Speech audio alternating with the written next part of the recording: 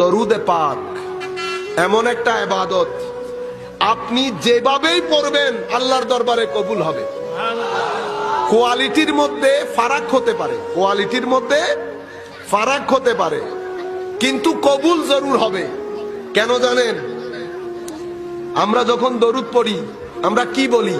আল্লাহুম্মা সাল্লি আলা সাইয়্যিদিনা মুহাম্মদ সাল্লাল্লাহু।